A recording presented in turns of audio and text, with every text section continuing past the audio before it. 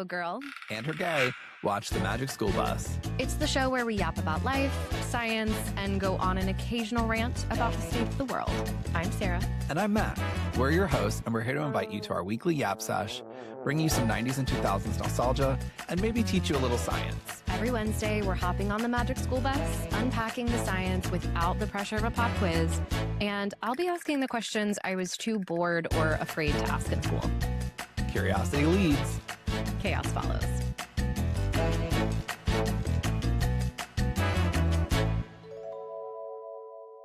Hey everybody, welcome back to another episode of A Girl and Her Gay Watch the Magic School Bus. Today we're talking about Season 1, Episode 8, Magic School Bus in the Haunted House. Ooh. Before we recap today's episode, what are you thinking about, Sarah? I thought you were thinking about something. I've been thinking about some things. Okay, when you say you're going to think about something, I just passenger princess it. I put my brain on hold and I'm like, Matt's thinking about things. I don't need to consider a singular thing. Okay, that's fair. Yeah. I just want to give you the option in case you had something juicy. No, nothing juicy. Yeah. I have two possible thoughts, as I shared with you prior. Yeah. I'm interested in both of those thoughts. Okay, we can just talk about both of them. Okay, both of them. So I was mowing my lawn earlier today, and it was awful. This afternoon was quite lovely and warm, but then in the evening, the wind picked up and it got cloudy. So I was chilly, but I didn't want to go back in and change my clothes. But also, it's been very dry here. And even with the recent rain, the surface has dried out very quickly. Yeah. So in the mid-Atlantic, DC, Maryland, Virginia region, it has rained for 7 days straight. What do you mean it's dry? Dry. So at the very least, the surface. And I think because it was so dry beforehand, a lot of it just absorbed very quickly. Yeah. The streams are still pretty low and stuff, even after getting that rain. Oh. So dry, dusty. Okay. Miserable. And I'm driving and the wind is blowing the dust and the bits of grass back into my face and onto my body. I don't like that. And I was just so uncomfortable. And since childhood, I've had a very low threshold for discomfort. And that's a hilarious statement, but it's your truth. It's just the truth. Yeah. It's just the truth. Mm-hmm.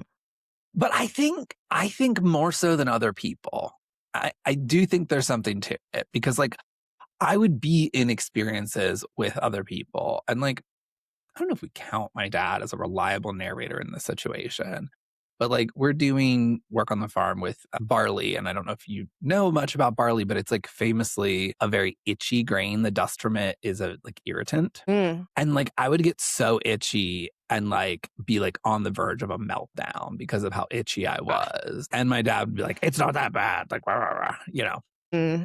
Okay. And that could be just my father. But I think if he had experienced it the same way I did, he would not have been quite so gruff about it. I think you do have sensitive skin. Yeah. And I think, yeah. Yeah, I have to be careful about products and such. And even my own dry skin will make my face itchy. Gotta keep that exfoliant up. And you're so welcome for the recommendation. And I do appreciate it. I used it tonight. So I don't know. I just think it's interesting. And to some extent, this is true of pain as well, right? We can experience the same pain as someone else, but have very different responses to it. I feel that. You're an exceptionally pain tolerant individual. But if you and I both got stabbed with a screwdriver, we would have the same experience. Sure. But the way that people react to it is different, I guess. And I don't know if pain tolerance is really a thing or if it's just we've been conditioned to ignore our bodies. Mm-hmm. Yeah. Anyway, I was thinking about all of that while I was cutting the grass, and I was just clenching my jaw and gritting my teeth because I was so uncomfortable with all of the dirt touching my body, which is crazy because I don't mind getting dirty. I love dirt. But I need consensual dirt. It's the experience of having it blow on me in little bits where I just it makes my skin crawl. Before we recap the episode, should we address the elephant in the room? Where? That we skipped a week of podcasting. Yeah, we did. We did. Do we want to tell the people why? We made a fat pile of stank when we tried to originally record this episode. I think. We were in a silly, goofy mood, and we thought we were being funny and cute and tee-hee and ha-ha. And then poor Sarah went to edit that nightmare. And there was no through line.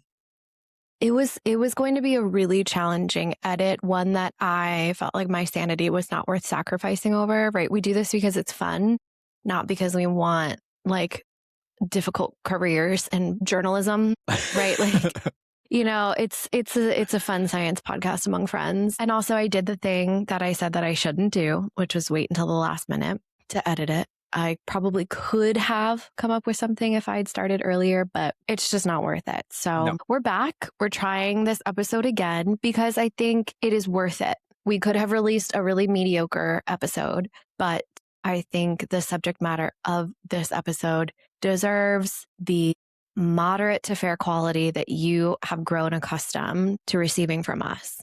And we're going to give that to you. I agree completely. Is there any other elephants in the room that we need to discuss? Let me look around. Yeah. Nope, I'm not seeing any. Okay, great. There is one huge continuity error I think we need to address. Yeah, we do have some women who watch the pod, so they'll notice. They'll notice. They will notice. I got a summer cut. I got a summer haircut. It feels great.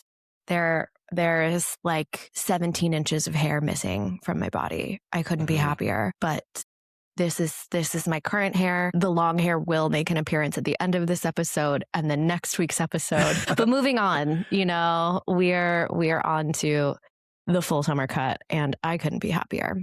Yeah. There's a crazy amount of hair on that barbershop floor. When we started this podcast, we had sort of discussed trying to keep it like out of time. Yeah, no. Which is just impossible to do. Like we immediately start talking about the seasons. Yeah. Yeah. We're like, let's not be political and let's keep it out of time. And then immediately we're like, hey, this is exactly how I feel about every single policy decision that's been made in the last 48 hours. And also, it's fall. How's the weather? Yeah. We're so good at podcasting. I think we're great at it, just not the first try on this episode. And then that other time that we just didn't push record. But other than that, I think we're great. We pushed record. We pushed record. I stand by that. Anyway. Totally fair. All right. So ready for the recap? Yeah, let's get into the recap. Okay. So sound, haunted house. This is actually one of my favorite episodes. And so in today's episode, they are practicing for a concert, and the whole shtick of the concert is they have to like create an instrument to be part of their musical arrangement. So it can feature like normal everyday instruments that you are familiar with, but they have to have a like new and created instrument. And Carlos has been working on creating the instrument, and it sounds like poo-poo garbage. Really bad. So the time comes where they need to leave and go deliver this concert. And they're like, Carlos, it still sounds like poo-poo garbage. And he's like, I'll work on it on the way.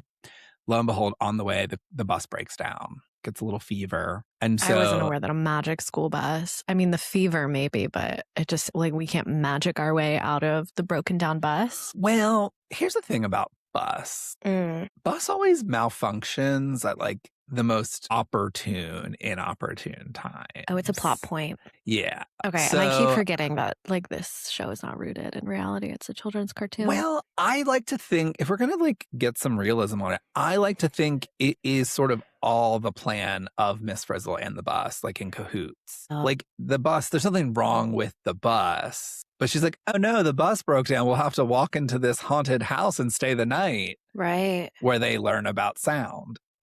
Which is what happens, right? So the bus breaks down. They have to walk to this haunted house. And then they learn all about sound because it turns out this haunted house, not really a haunted house. It's just a sound museum owned by Dr. Miss. Yes.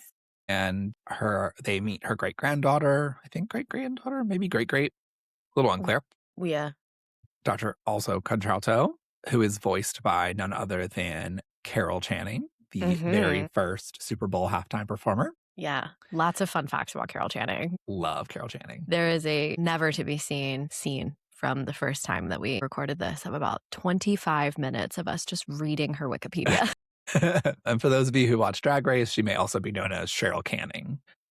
That's, an inside joke for the kids who know. So they learn that, the sound an instrument produces is not about the way the instrument looks, which is how Carlos had originally interpreted the assignment, and is actually about the vibrations that it can make. He produces a brand new instrument. It's loved. They do a great little job. And then it gets entered into the museum as the winner for kid made a cool new instrument. And I think that's everything, right? I mean, yeah, it was, I think, a really, really consistent recap. I did get a really good chuckle. I'll ask you your thoughts about the episode in a second, but I did get a really good chuckle when Carlos falls down into this other room that he calls a dungeon. Yeah. And Arnold's just like, I'll go learn to become a lawyer and come back for you when we're grown up. Yes. Truly fantastic. That's amazing. He's like, you can rot in this dungeon while I go away, go to law school, and then I'll come back for you. All right. So before we get into your questions, do you have any initial thoughts on the episode? Yeah, I liked this episode. I think genuinely this time, it's my feedback every single episode. I don't know what I'm going to ask. I don't know what I'm going to ask. And then we get to the end and I usually figure it out. This one, I kind of get sound. Mm-hmm. It's much more in your wheelhouse. Yeah, it's much more in my wheelhouse. I understand music generally.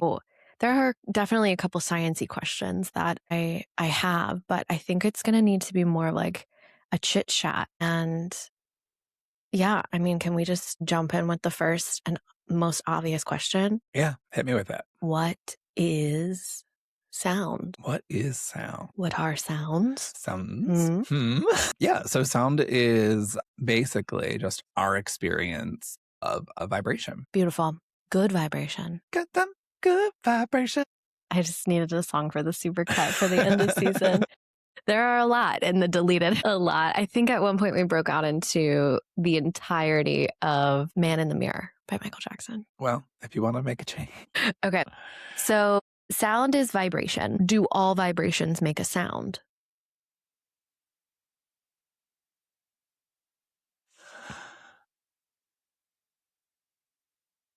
No. Oh. Yes. Why not?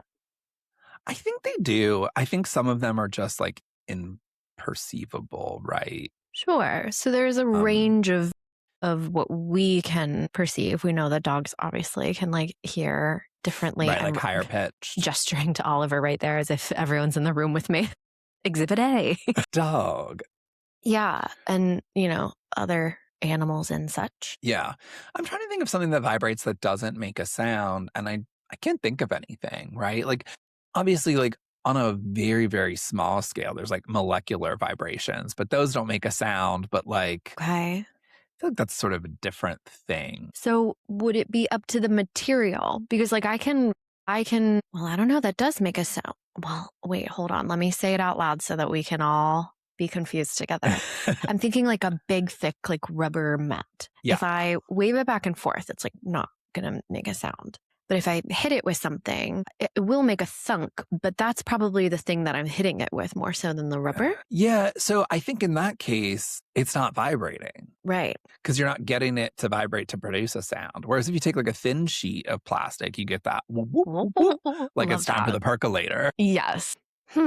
Yeah. So I think if it vibrates, it sounds. Okay. I guess maybe I'm a little stuck on the official scientific definition of vibrate, because I'm well, I can move a lot of things and they're not making any sounds. Like a thin cotton sheet, I can wiggle it around, but that's not a vibration. But I mean, even a thin cotton sheet is going to make sound. You can hear it rub against the other linens. Okay, well, I'm trying to be on your team here and identify something that does vibrate that would not make a sound. And I don't think I think if it vibrates, it makes sound. Damn. Okay, so we need to find something that does not. Well, we're going to cut that. I keep thinking things halfway through and then disproving them in my mind. Yeah. Okay. A question that's on everyone's mind, I think, and don't piss me off with your answer. Uh-oh. I know you're going to. If a tree falls in the woods and nobody's around it, does it make a sound? Yeah. Are you sure? Well, I mean, can we ever be sure? You said something last time about quantum. Just because we can't perceive that sound, Yeah. I feel like it's still being created. It's just not propagating. Right. We just don't have the technology to pick it up. Well, I think it doesn't like the sound doesn't in theory exist. But like if you could be in a vacuum and make physical contact with the vibrating thing, it would make a sound, right? Say more. Give me an example. I'm standing in space. Yeah. So you're in space and someone's playing a harp, right? If you could put your ear against the harp, you would be able to hear a sound. If you were floating, 10 meters away, you would hear nothing. Right. So I think because it's still producing vibrations, it's still producing sound. It's just that sound is very short lived and like immediate to the like physical vicinity. Right. Okay. And then they tried to say like frequency is too high or too low, but like just because we can't hear it doesn't mean it didn't make a sound. That's kind of how I feel about like I relate it kind of to the spectrum of colors, which I think personally is very interesting to me because you talk about people not experiencing pain the same way. I am of the full belief that people don't experience colors in the same way. Well, that shirt was red. It was not red. This shirt is pink. It's hardly pink. Pink would be the first word that you would use to describe it? I think of this as my pink shirt.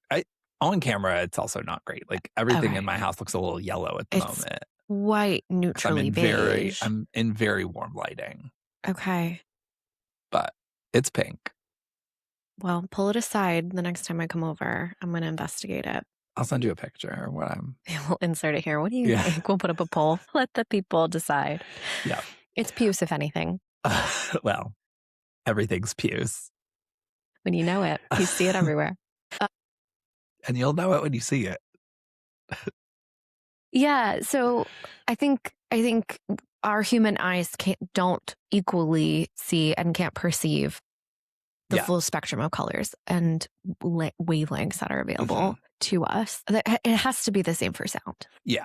Yeah. Okay. The other thing that they said is like if you are waving your hand through the air, like slowly, you're not making a sound, but you are vibrating the air molecules by like moving them around. So I guess low energy, like vibrations or oscillations maybe wouldn't produce a sound. So I think that's why I asked you like the definition of vibration, because I wouldn't consider like moving the air like this is vibrating the air. I feel like there's got to be like a certain number of equidistant. Yeah. Well, and that's why I pointed out like molecules vibrate in solids, but like not in a discernible way that like we can see or experience. So yeah, I think it has to have sufficient energy to produce a sound. So yeah, I think things can definitely move without making a sound. But yeah. Me at night trying to sneak into the little cookie. All you hear is me like creaking and like slipping, falling, cursing down those stairs. Okay.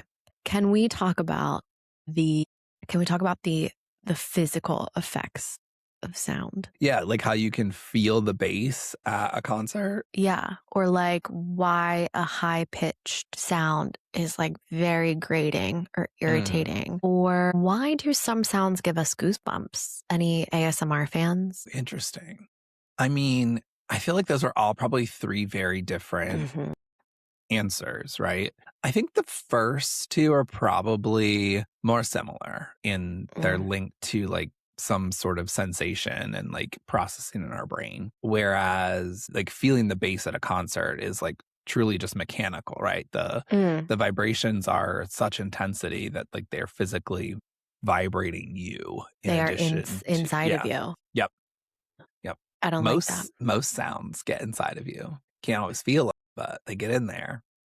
I think about being in water, scuba-ing or snorkeling, and I think about whale sounds. I also think about like sonar sounds in fishes and sea mammals. That makes me kind of sad because that must be really aggravating. Just general like sea noise from ships and stuff are like inside the fishes and they probably don't like it. And then when we test like submarine stuff, those like very high pitched. Yeah, I mean, sonars. There's a lot of things are above the water world is pretty noisy and like it's not super upsetting. I mean, I do think some of our sounds obviously are bothersome to wildlife. Hmm. There is such thing as like sound pollution. Yeah. But yeah, I'm sure there are some unfortunate sounds that they encounter. Yeah. Although the ocean, quite big. Quite large. Lot of space to get away. There's some interesting stuff to talk about with whale sounds, but do you want to double back on the physical sensation of sounds? Yeah. So you asked about ringing in your ear or like high pitched, Mm-hmm. annoying, and what was the other one? I asked about goosebumps. Goosebumps. Yeah. So I think goosebumps is very much just like a mental brain sensation thing. Okay. I think I love a mental brain sensation. I think high pitched sounds are a little different because I think that they are actually like irritating the nerves in your inner ear because the speed of vibration is actually causing physical pain. Mm-hmm. So I think that is part of that. But also, I think there's a little bit there of like, it's just kind of annoying. Mm. And like, that's a brain sensation. Yeah. Goosebumps are interesting because like, that's going to be unique person to person. Yeah. I think there are many things. And like one of the reasons talking about sound is like why concerts and even to some extent like mega churches, Mm-hmm. the like concertification of mega churches is a way to like invoke a spiritual experience. There is just something Mm-hmm. innately human about music and sound that like has an effect on our bodies. Yeah, they've done like Mm. actual studies on in like Western music, certain chord progressions that really trigger an emotional response for a majority of people. And I'm sure it's just coincidental that the majority of modern worship music uses those exact chord progressions. Yeah. And that's something I've heard frequently from like anecdotes online and also like people of like who grew up especially religious and like the only experience of like a concert they had was like in church. Then like maybe living a more secular life in adulthood or going to a concert and being like, oh, this wasn't unique to church. This is like This is what music does. yeah. And that is, I think, a little outside of the realm of my real understanding, other than like, there's obviously some psychology there. Yeah. I would not be shocked if there's not some evolutionary reason why music is part of our social fabric. Yeah. I feel like it serves a role in building community and like even like we can listen to songs that are not in our native language and that we don't understand and still feel emotion from it. So they are very Yeah. connecting in that way. I mean, like Bad Bunny playing the Super Bowl, right? Like I can enjoy his music. I don't understand most of it. I like pick up little bits of pieces of Spanish that I know and remember, Yeah. but like I can still enjoy that experience. Yeah.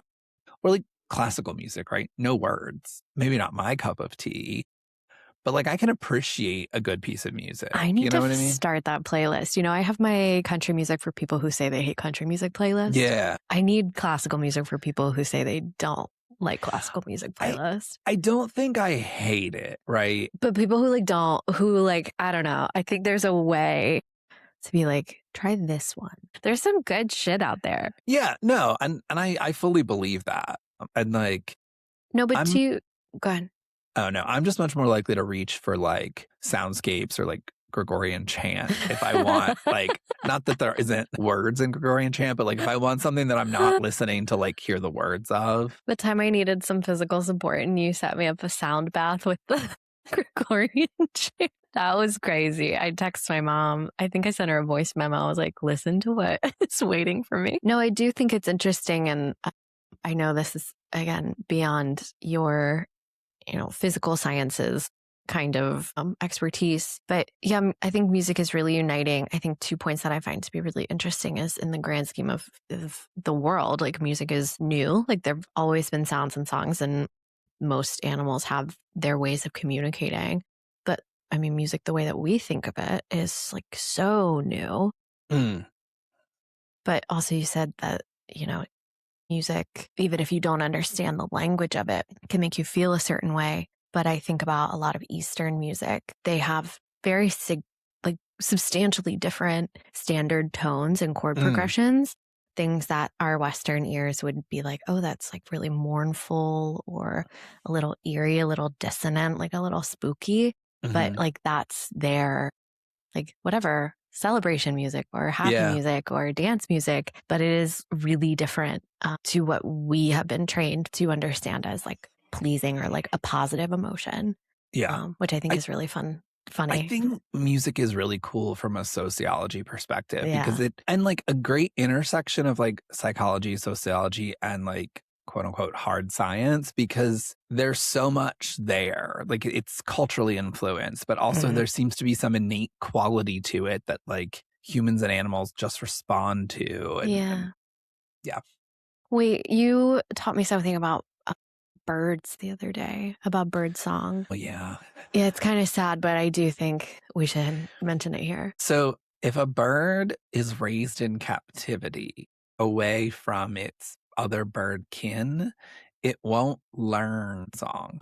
And so then if it's like released back into the wild, it won't be able to mate because it won't be singing the right songs to attract mates of its species. Which is so crazy to me. Do you know if they make sound at all? Yeah, I think they will. And like you can teach them other birds' songs. Right. Okay. So I think about back in the day when we used to do some really crazy human studies and would raise children in isolation. They would be vocal, but obviously they didn't know language. But like humans speak so many different languages and have so many different ways to communicate when certain species of animals are pretty consistent. Like they've got their one or two calls for certain reasons. But like the specific songs are not like a purely instinctual thing. Right. But I think the like making sound and song are instinctual. So it's like both need to come together, right? So like that it really is a little language that they need to learn. They want to use their voice. They just don't know the language to sing in. Crazy. And like probably one of the most heartbreaking things you've ever told me. Yeah. And you've taught me about, you know, how the world was formed. So that's really distressing. And I find this to be equally distressing, actually. Do you want to get back to some hard science, as you call it? I think it's pretty easy myself. I want to get back to... You should have given me your hair that you cut off so that I could flip it. I should have made you a little wiglet. I mean, they cut off more than enough. I could have absolutely made you a wig of the exact same. Hard science. Can we get back to the way that sound waves move? Yeah. So, and this is sort of, you started to talk about like whales and stuff. Yeah. Right? I really did go off on a hard animal tangent. It's all good. We've been so entrenched in animals to this point. I know. I kind of miss them. We needed to bring a little bit of animal into this. We're going to get to bat. We're going to get to bat. Better get to bat. Yeah. Okay, good. So sound needs a medium to move through. Meaning in a vacuum, like, you know, plastic box, vacuum all the air out. Sound can't travel through that. But actually, the more solid the medium is, the better sound travels. And I don't agree with you. No. Because why? Like, why in an empty room does sound bounce around forever, but in a room full of like acoustic dampening material, it stops? Sure. So great question, right? So there's two things to that, right? So acoustic dampening materials, the reason they're acoustic dampening is sound has to bounce. And if the acoustic dampening materials, my understanding is work by causing it to bounce a lot. So like often like, you know, they're like foams or things with like little pockets and porous in them. Yeah. The sound gets in there and it bounces around. And every time it bounces, it loses some energy. And so it brings the like volume down because over time it loses energy, right? So same thing if like you're very far away from someone and they yell, by the time the sound gets to you, it's lost sufficient energy. It's not as loud as if you were like standing right next to them. Okay. The part of the reason why sound travels faster in solids is because air molecules are spread further apart from one another. You said faster. Sound travels faster through solids? I don't want to challenge you. I just really want to understand. Yes. Yeah. Faster and typically louder. Louder at a distance, right? So don't believe you. You are lying to me. This is why people don't trust scientists. Because, and I fear that we've had this conversation before. And for reasons I can't quite remember it.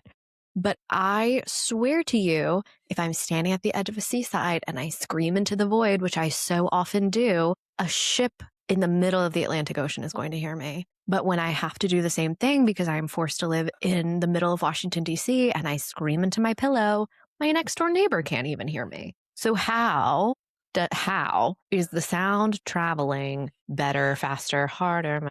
Because your has air between them and the solid thing that you're screaming into.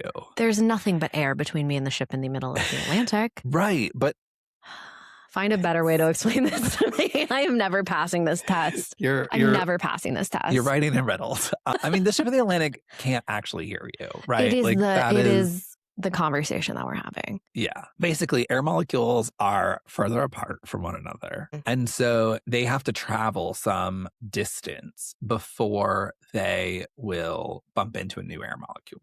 Mm-hmm. And they lose energy over the course of the time that they're traveling, right? And so they peter out faster. Whereas in like water, for example, those molecules are closer together. And so they are able to bump into each other much more quickly. And certain sounds are better than others, right? Like our voices don't make good sound underwater, but like one of the common ways to get people's attention if you're underwater is to like tap something metal against your canister of air, because that sound rings out, and like wherever you are, 50 yards away, wherever, you can very clearly hear that tapping. Mm-hmm. And like you can hear boats coming. If you're underwater and there's like boats in the area, you can hear them coming from a ways away. That's why I worry about the whales. But also think of like, someone's having a private conversation on the other side, and in the other side of a locked door, and you really want to hear it. You put your ear up to the door. Yeah. To make physical contact with the solid door, because the sound propagates better. Can I just ask, how far away are the people in the other room? 15 feet? But also... don't. They're 15 feet away from me, and there's a wall and a door. Yeah. And I'm like trying to hear their muffled, dulcet tones through the solid oak. If they were in the same room as me 15 feet away, I could hear them. Why are you trying to convince me that I'm not letting this go? Because I didn't understand it the last time. We breezed past it because I was drunk. I'm standing 10 toes down. It makes no sense that you make this claim, but my lived experience proves you wrong every time. So it's also about the fact that when the sound hits the door, it spreads out through the door. So it's traveling, hits door, spreads out through the door.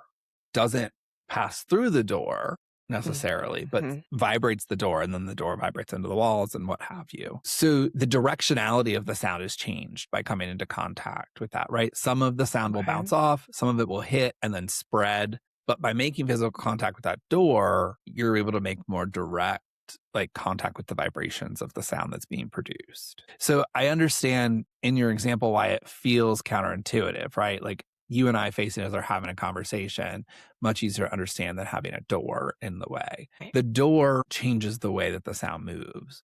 But all things the same, if you and I are making the exact same sound, like let's say we're ringing a bell in a room and ringing a bell underwater, the distance at which you stop hearing the bell ringing in a room should be shorter than the distance you stop hearing the bell ring underwater, because that sound is traveling in the same medium the whole time and spreading outward in all directions from the source of the vibration. Whereas when the real world comes into play, right, the sound bounces off things, it spreads, horizontally. What'd you instead. Call me? You heard me. So that changes your experience of the sound. Am I not understanding this because I'm only thinking about the human voice and the way that my human ears would perceive it, not in a scientifically measurable way of these are actual vibrations? Yeah, I think in part, yes. Okay. Or am I not understanding it because you're just not a very good teacher? No, I'm just kidding. I think it feels counterintuitive. To your point, you keep giving me examples and I'm struggling to talk you through them because no one's ever successfully talked me through anything once I get my mind Yeah. set on Well, it. So and I think like let's come back to the door thing, right? You know it's Okay. true that if someone's on the other side of the door talking and you put your ear to the door, you can hear them better. I would hear even better if I just opened the door. And so when you tell me that it travels better through the door, I think you're a fucking liar. Sorry, I'll let it go after this. But that's what I have for you. No, I understand. But also there are other factors at play, right? That's what I was trying to say. Like if the sound is coming straight at you, hits the door and it spreads this way. So the door is blocking the sound from getting to you on the other side of the air. But if you were standing, if the door was like 10 inches thick, say you're standing 10 inches away from the door and you can't hear what they're saying. But say that door grew in size 10 inches and suddenly smack up against your ear. Even at that extra distance, you'd now be able to hear the sound because the sound is propagating through the door. Okay. That did something for me, but I do want to say that it's still the door's fault. Yeah, the door door being in the way. The door is absorbing the sound and it's traveling through the door. For some reason, I feel really protective over the air. I'm like, don't you. And I think also, let's think about it also a little bit like light. They're kind of different, but like when light goes from air to water back to air, it refracts, right? Yes. Because traveling through different medium changes the way that it moves. You can see that with the pencil and the glass, right? It's sort of the same thing with sound. Is like sound is traveling through air, has to then get into door and then try to make its way out of door into more air. And it doesn't transfer well. So yeah, the door is blocking the sound, but the door is also conducting the sound. I'd like to formally apologize for calling you a bad teacher. I became emotional. I'm frustrated with my own lack of understanding. It's a tough one. And like, it's hard to explain. And like, to be perfectly transparent, it is not my, sound and this area of physics is not my expertise. I know a little bit. I know enough to get by on this children's program, but. And my good friend's elementary understanding of everything. But I think if I maybe understood it more at depth, I'd be able to like better explain it in a way that felt more true to your experiences. Okay. I think the last example you gave did a little something for me. I'm going to sit with it and we'll move on because people who are like, this is first grade SpongeBob have now had to listen to 20 minutes of me arguing with you that you are wrong about something that you are definitely correct about.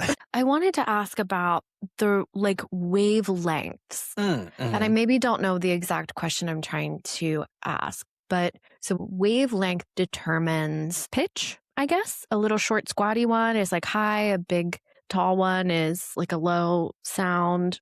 Just talk to me a little bit about that and we'll see what emerges. So waves are interesting, right? Because there's a couple of different pieces to them. So you have the like actual like amplitude or height of the wave. But then there's also the wavelength, which is the distance between like two peaks of a wave. We have amplitude and wavelength. Distance. Yeah. Wavelength. I feel like there should be a cooler word as to like counter amplitude. That's crazy. Yeah. I would prefer amplitude be a less cool word. That like wave height would be much easier. Right. Wave height. Yeah. It's just one of these things is doing a little too much wave or maybe width? the other is not doing enough. I'm not really sure. So I think the amplitude is going to affect volume. Okay. And then the wavelength is going to affect the pitch. So how high or low something sounds. Okay. So the distance a sound travels, as discussed, at length, no pun intended. Ad nauseum. Has to do probably first and foremost with what medium it's in, right? So if you are in a vacuum, it doesn't matter how hard you hit that gong, it's never going to make a sound. Propagate. Yep. But speaking of, we'll just talk about Earth and our atmosphere and what we're familiar with here. The distance a sound would go is just how loud the source is. Yeah, so it's gonna be out to the ocean again. It's gonna be to some extent dictated by how loud the sound is to start, and and how much energy the sound wave has. Because that energy is going to deplete over time because like traveling uses up energy. And so as it travels, like the longer distance, that sound's going to peter out. Thought of another example of sound traveling through a solid medium. Putting your ear on the ground to hear a train. You can hear it through the ground and the rails before you can hear it over in the air. And that's probably the best example that's the most like, this actually makes sense. No, I like that one because the few arguments I've come up with in my mind, I've sat with and said, no, that's not a good argument. Okay, cool. Do you know elephants use their feet? Yeah, I love it. And bone conduction. How fantastic is that? Let's talk about ears. Okay. Whew. I know. Anatomy. Yeah. We don't need to linger here, but I want to talk about ears a little bit. And then I want to talk about bats and echolocation. Yeah. Human ear anatomy. Yeah. We've got the outside that like helps direct sound in, and then we get into the canal, the drum, and then all the little bits and pieces. Yeah. Talk to me, Goose. So you've got obviously external ear, and then interior ear canal, drum, your drum. And then you've got 3 bones: the anvil, stirrup, mallet. That's hammer. A cute little trio. Hammer. Yeah, the hammer, stirrup, and anvil. And they're so named just because they're shapes. The stirrup literally looks like a little horse's stirrup. And then those 3 bones are connected to the cochlea. Right. The cochlea is a little spirally, kind of looks like a little snail. Yeah. There's fluid and hairs inside the cochlea, and those hairs connect to nerves, and the nerves that get wiggled by those hairs, your brain translates that into sound and that's speech. magic. And it truly is, as far as I'm concerned. Okay. Yeah. I'm sure it's chemistry, but it's magic. Yeah. I think a lot of the ways that our brain translates things into something that we understand in our own special consciousness is... And will straight up lie to us. Oh, yeah, that too. Like... Okay, cool. So do you know what's different between other... We'll just stick with mammal to keep my question not so extensive. Different mammals' ears and our ears that makes them be able to hear pitches outside of our particular range? Great question. Or is it a brain thing? I would say morphologically, they have to be fairly similar structures, right? Like if you look at, a whale skeleton, a dog skeleton, like we have basically the same bones. So I imagine bone are similar. They might be slightly different sizes and shapes. They might, it could have to do with like the number of hairs in the cochlea. Could be that the shape of the cochlea is slightly different. I mean, obviously, like some animals have different like external ears and do better at those types of things, right? Like you have, beagles with long floppy ears because their ears are actually there to help with smell in some ways. And so like they're sacrificing a little bit of hearing from having big upright ears like other dogs may have. So I love like a other dog. Like another dog may have. I was trying to think of an example, and then I was like, well, no, they crop their those ears. Those are cropped, and no, I was like a Doberman. No, actually, most dogs do have floppy ears on purpose. Yeah, but they're not like long floppy. Like there's less coverage. Yeah, like my pit bull, his ears are not cropped, but they're mostly erect. There is a name for this shape of ear. Yeah. Happy Pride. It's about time you said it. So sorry. Happy Pride. Happy birthday month to me, though. Well, it's not your birthday yet. Happy birthday month. Happy birthday month. Looked it up. I was right. Right. The inner ear of a dog contains more sensory hair cells and makes more fluid-filled turns than a human's, making it highly responsive. Fluid, just as we said. More fluid-filled turns, so it's more spirally. So it's just maneuvering better. Yeah. Has a larger chance of being processed. Yeah. They also have more muscles controlling their ears, so they can like pinpoint sounds better. Fun. And they have longer ear canals, which funnels and amplifies high-pitched sound waves directly into the eardrum. Right. Okay. Beautiful. Can we talk about bat? I want to talk about bat. Okay. So what is echolocation? Yeah. So bat makes sound. Sound bounce off object. bat know where object is. And so basically they're making a sound and they're hearing that sound back. And based on how far that sound had to travel and what it bounced off of, the sound is going to be different when it comes back. And their little teeny tiny mouse-sized flying brain says, there's an object there. I need to swerve around it. It's really super impressive that their brain is just like doing that. Right. Obviously, their sight is not super good. So they're probably using more brain space for hearing and less brain space for sound to help with that processing. And they don't have day jobs. So like, But still very impressive for how quickly they're receiving that information okay. and processing it for such a small little brain. That's what I wanted to ask about as my first follow-up is the processing speed in which that happens, because bats are like really fast. Yeah. And they don't fly in like a smooth, straight way. Like they are all over the place. And so they are mapping out like 360 all around them like instantly. And it also helps them identify where insects are. Because part of the reason they're dipping and dodging around is after prey. Mm-hmm. And the sound literally bounces back off the insects and they can like see like there's a spot there where there's something and they'll swoop.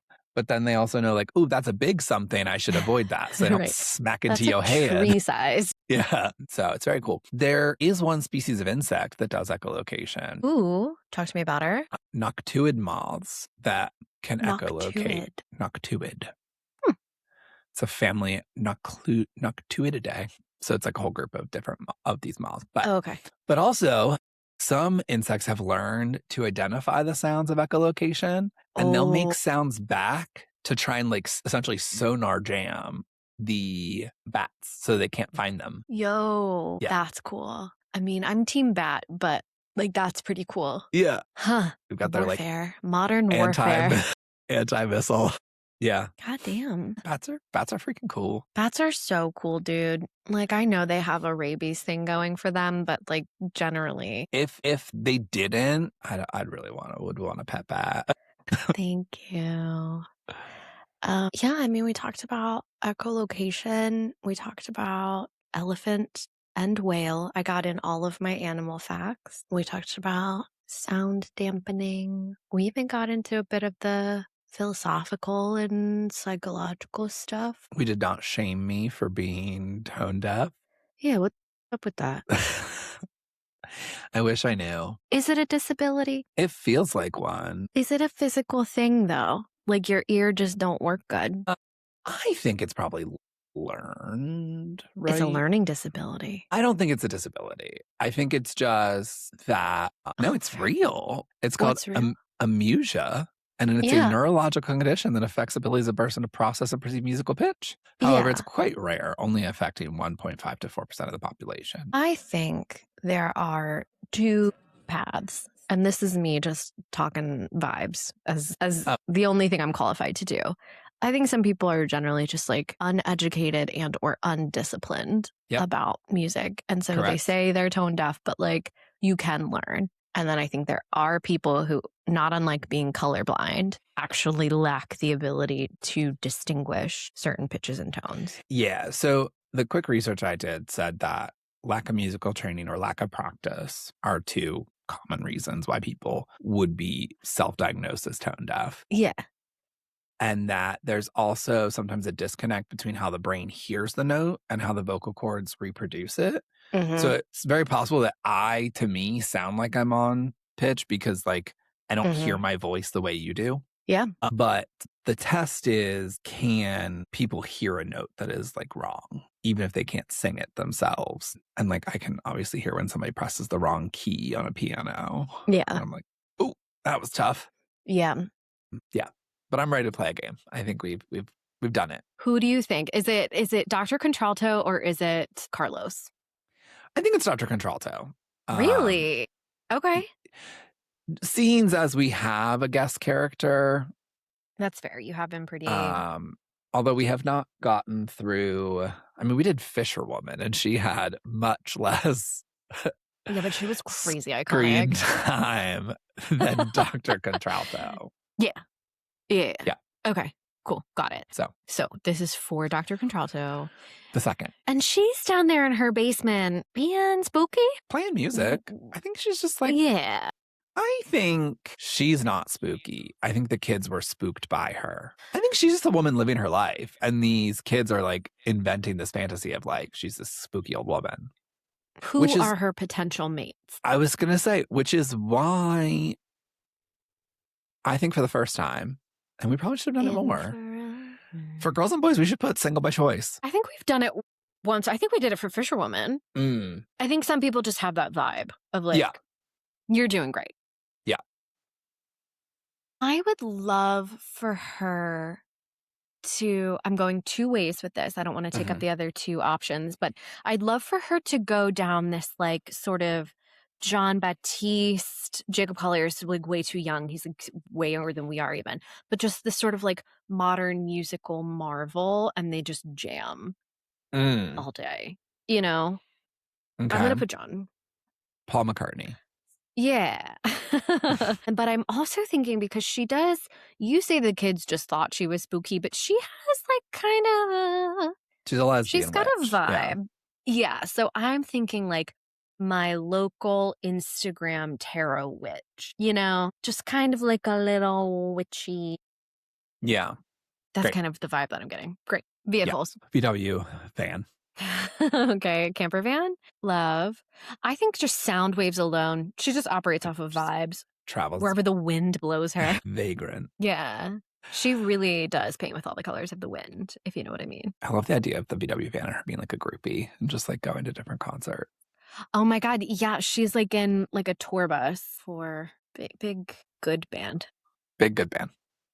You know the colors. Chartreuse. No, we're not there yet. Typical man.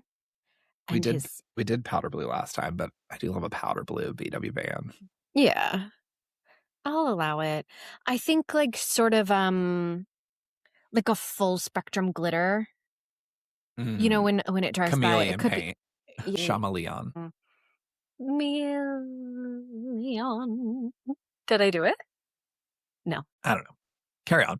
It's good enough. And lime green. What's she up to? Occupationally speaking. Well, Running she has a job. I mean, she's a museum curator.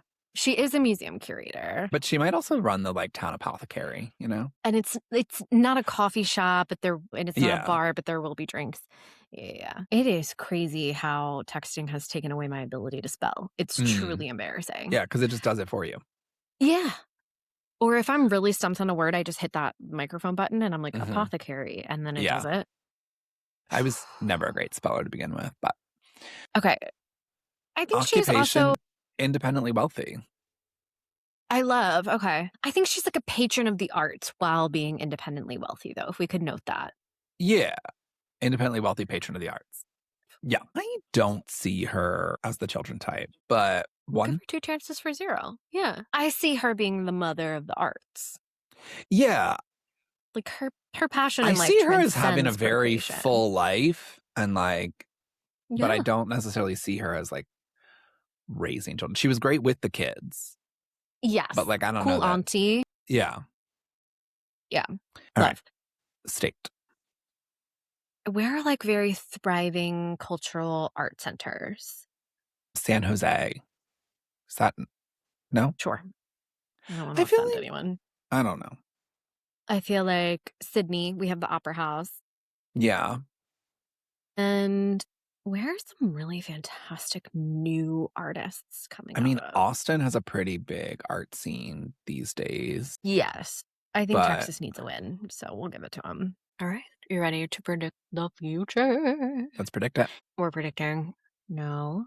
Oh, congratulations. You end up with your local Instagram witch with 1 child and a chameleon Volkswagen van parked outside your apartment in Austin. Somehow, this is now your life as an independently wealthy patron of the arts. Yes. I love that for her. Yeah, no, I think this is good. I imagine the child to be adopted or even perhaps a foster, a foreign exchange student even. Yeah.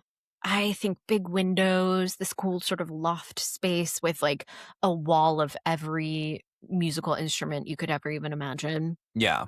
No, it's great. Very, very cool. No, I like this for her. I do too. She deserves this. And she's living my Lovely. dream of being independently wealthy. So, Well, and she's living my dream of being with her local Instagram witch. well, Sarah, it has been lovely potting with you today. We have certainly run the gamut of topics We and have. conversations, but it's always a pleasure. Always. Thank you for imparting your wisdom on me. I'm So- smarter for it. Next week, we will be back with episode 9 of season 1. Magic School Bus gets ready, set, go. Cooking chemistry. We'll be All baking. right, watch a couple episodes of Alton Brown before you do this one so you're ready. I'll wear a bow tie. Quickly, what is the Maillard reaction? It is protein caramelizing and forming a lovely crust. He's ready, folks. He's so ready. I think it also has something to do with the nitrogen doing something on a more like chemical level. That's getting cut. You don't need to show off.